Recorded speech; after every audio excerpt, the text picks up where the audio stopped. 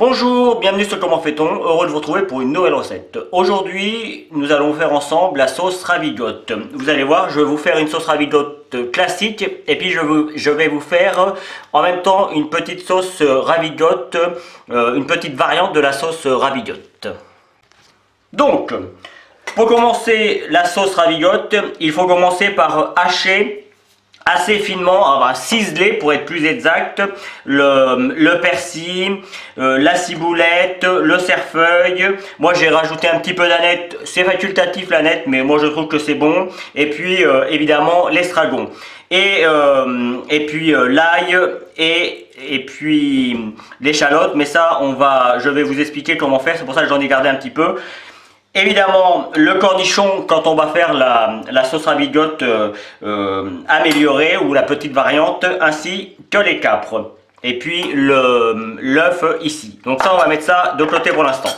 Donc, pour hacher les herbes, il n'y a rien de compliqué, hein. C'est pour ça que j'ai gardé l'estragon, puisque le principe reste le même. Évidemment, il faut bien les laver.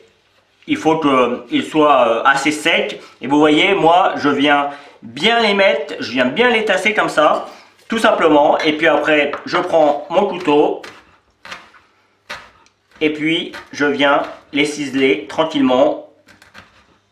Les ciseler plutôt que les hacher, parce que là, on veut quand même retrouver. On veut pas que ce soit trop gros, mais il faut pas non plus que ce soit haché menu. Voilà. Ce qu'il faut pas, c'est retrouver des feuilles comme ça là. On les coupe un petit peu en morceaux. Et vous faites pareil avec tous les autres ingrédients que je viens de citer juste avant. Donc moi je vais mettre ça de côté.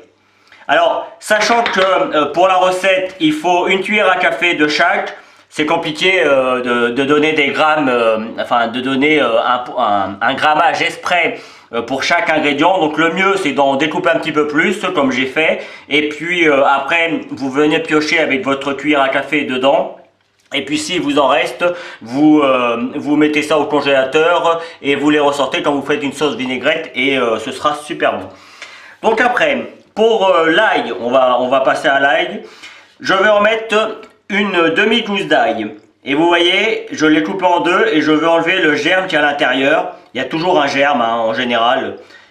Et ça, le germe, il est facile à enlever. Et surtout, si on ne l'enlève pas, c'est ce qui... Alors l'ail, c'est un petit peu compliqué à digérer, mais c'est surtout le germe qui gêne. Donc, on ne lui fait pas de cadeau, on l'enlève. Et là encore, alors pour découper, pour ciseler avec les gants, c'est pas très simple. Vive la peinture. Donc, pour le ciseler, là encore, hein, pas de difficulté particulière. Encore une fois, je le précise, s'il y a un ingrédient que vous n'aimez pas, ne le mettez pas. Hein. C'est pas parce qu'il va manquer un ingrédient que la sauce ne sera pas bonne. Moi, par exemple, j'ai rajouté l'aneth dans la sauce ravigote. Il n'y a pas forcément d'aneth. Mais c'est bon, moi j'aime bien ça, ça donne un bon petit goût. Donc moi j'en rajoute. Mais c'est pas une obligation. Vous voyez, on peut jouer avec les choses. Hop. Donc vous voyez, hein. Là pour l'ail par contre, vous voyez, là sur le coup je le hache presque. Hein. Je l'ai écrasé pour que ce soit plus facile à découper. Alors s'il reste un petit peu de feuilles, comme moi, vous voyez, il restait un petit peu d'estragon. C'est pas très grave, hein. De toute façon tout va se mélanger. Donc là encore, je vais mettre ça de côté. Et l'échalote, bon là vous voyez, j'en ai deux. Je vais en mettre qu'une, hein. C'est une belle échalote comme ça, c'est suffisant. Moi je vais la découper juste comme ça, une fois, deux fois et une fois sur la longueur, comme ça, voilà. Et puis après, je découpe. En fait, la sauce ravigote c'est très simple à faire. Alors par contre, ça demande énormément de préparation parce que comme vous pouvez le voir, il y a beaucoup de petites choses. Alors par contre, franchement, ça change tout hein, pour la recette. Et puis moi je vais l'utiliser pour la tête de veau, mais on peut l'utiliser pour un pot-au-feu, on peut l'utiliser pour un poisson, pour une viande froide. Enfin bref, dans plein de situations on peut utiliser cette sauce. En fait la sauce raviotte, c'est une sauce vinaigrette améliorée, hein, pour parler franchement. Donc ça, hop, on met l'échalote ici. Et enfin, les capres. Là encore, hein, les capres, j'ai pris la valeur d'une cuillère à café.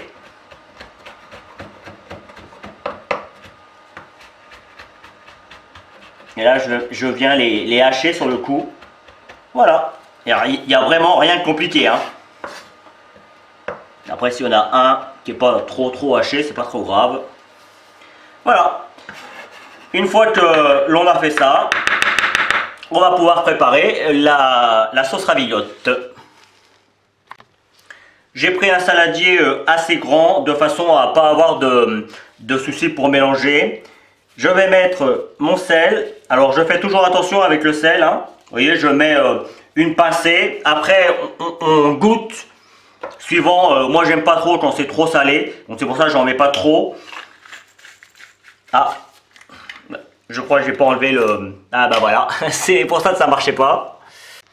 Je ne triche pas, c'est du direct. Ça marche mieux. Alors moi c'est du poivre en grain, mais vous pouvez prendre du poivre gris classique. Et comme vous pouvez le voir, je le mets tout de suite. Voilà, on n'en met pas trop non plus, il ne faut pas que ce soit trop... il y a quand même pas mal d'herbes et tout ça.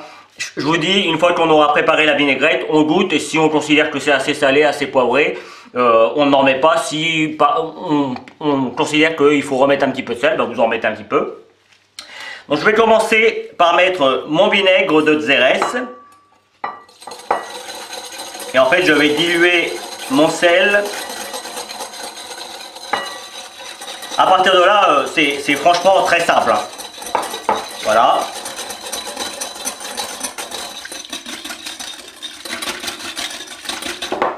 Je vais rajouter maintenant mon huile. Alors moi c'est de l'huile de tournesol, mais on pourrait mettre de l'huile de colza, même voire de l'huile d'olive, mais l'huile d'olive ça a quand même un goût assez prononcé. Alors il faut savoir que pour la valeur, c'est pas forcément évident, mais moi je pars pour une fois la valeur de vinaigre pour 3 fois la valeur d'huile. En gros, là j'ai mis 200 ml d'huile, c'est-à-dire un verre, et j'ai mis 70 ml de vinaigre. Hop. Et puis maintenant, il ne nous reste plus qu'à mettre nos herbes. Alors là, j'en ai fait quand même pas mal. Vous pouvez le voir, hein, il y a une quantité assez importante.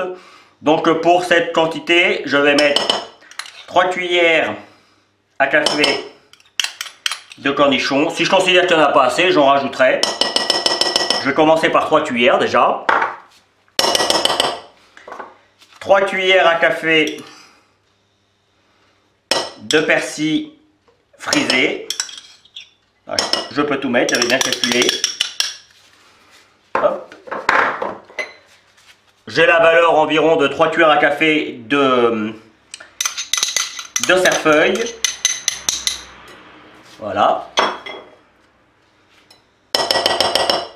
Évidemment, on rajoute l'échalote.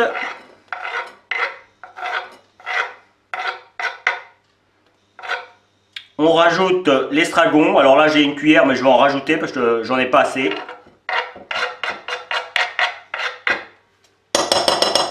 Hop. Évidemment, on met l'ail. L'ail, par contre, il n'y aura qu'une cuillère à café d'ail. C'est suffisant. Après, si vous aimez bien l'ail, bah, vous en mettez un petit peu plus. Une cuillère à café, pareil, d'aneth, parce que c'est assez fort.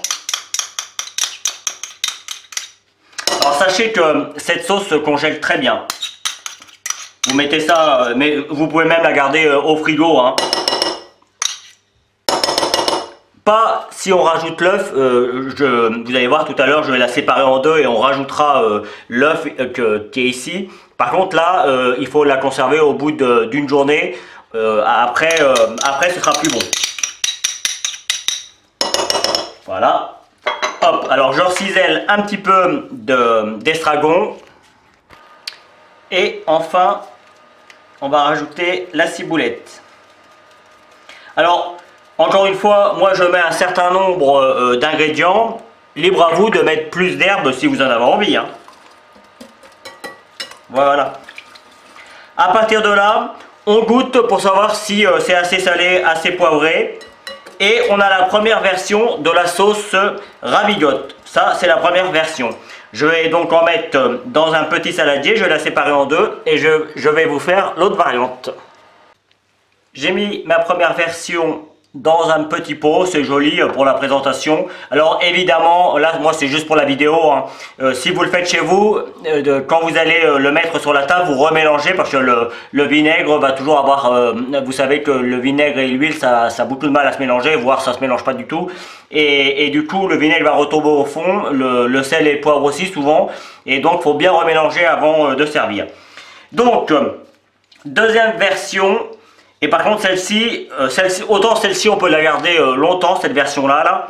Alors moi j'ai mis dans la première version, j'ai mis les cornichons. Sachez que si vous regardez d'autres vidéos, il y a souvent dans la première version uniquement que les herbes, l'échalote, le vinaigre, l'huile évidemment, et puis l'ail, et c'est tout.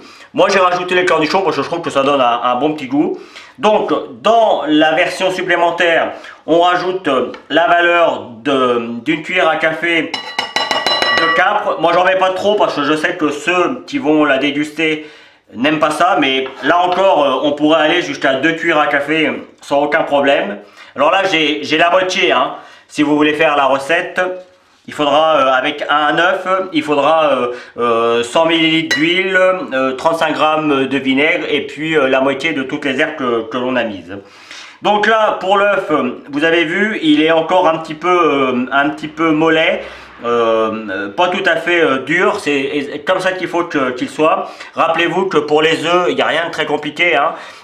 3 minutes, vous les avez à la coque. 6 minutes, ils sont pas durs, mais ils sont plus à la coque non plus. Ils sont entre les deux, on va dire. Et puis 9 minutes, ils sont durs. Donc moi, je les voulais pas totalement durs, donc je les ai cuits 8 minutes, tout simplement. Et donc là, eh bien, il n'y a pas vraiment de façon de faire. Il y en a qui vont les mietter, tout simplement. Moi, je vais juste prendre mon couteau, une fois encore. En fait, l'œuf va servir de liant, surtout le jaune. Et puis le blanc va apporter une structure supplémentaire. Voilà. En fait là, on arrive, alors la sauce grébiche c'est un petit peu différent et vous allez voir que je vais vous la faire après. Mais on va utiliser aussi pour la sauce grébiche le blanc et les jaunes. Et les capres.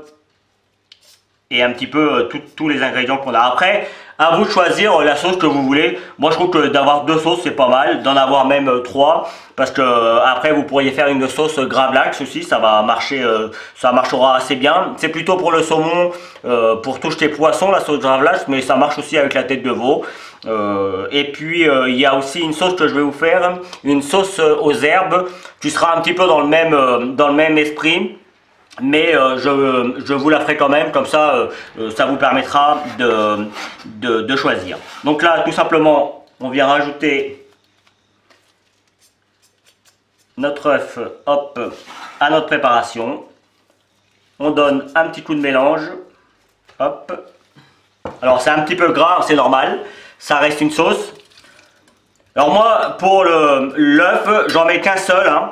Pour les quantités que je viens de vous donner. Libre à vous d'en mettre un petit peu plus si vous en avez envie, ou d'en mettre un petit peu moins. Donc voilà, après c'est un choix personnel. Vous avez tous les ingrédients qu'il vous faut pour faire la sauce ravigote, qu'elle soit simple ou qu'elle soit améliorée. Après, libre à vous d'en faire ce que vous voulez. Voilà, la vidéo va se terminer sur cette jolie petite image. J'espère que cette sauce ravigote simple ou un petit peu revisité vous plaira. En tout cas, moi j'ai pris comme toujours beaucoup de plaisir à la réaliser pour vous. Vous avez certainement dû voir apparaître les liens qui vont vous permettre d'aller sur Facebook, Twitter, Instagram. N'hésitez pas, faites-vous plaisir, abonnez-vous. Et puis juste après, vous avez également le lien qui va vous amener sur la plateforme Tipeee si vous avez envie de soutenir mon travail. Là encore, c'est simple, c'est sécurisé. Donc n'hésitez pas, ça fait toujours plaisir et surtout c'est toujours bienvenu. Et puis juste à côté, vous aurez le lien qui va vous permettre de vous abonner à ma chaîne YouTube si vous ne l'avez pas encore fait. Et je vous donne juste en dessous deux autres recettes, deux autres sauces tout aussi simples à faire que celle-ci et qui pourront certainement vous servir pour d'autres plats que vous aurez décidé de réaliser. Merci pour votre fidélité. À bientôt sur Comment fait-on. Salut! Vous pouvez maintenant vous abonner à ma chaîne YouTube en cliquant ici. N'oubliez pas la petite cloche pour les notifications pour recevoir toutes mes vidéos. Vous pouvez aller sur mon site www.commentfaiton.com où vous retrouverez l'ensemble de mes recettes. C'est ici et je vous donne deux autres recettes, soit qui correspondent à la recette que je viens de vous donner, soit qui est utile pour la recette que je viens de vous donner. À bientôt sur Comment fait-on.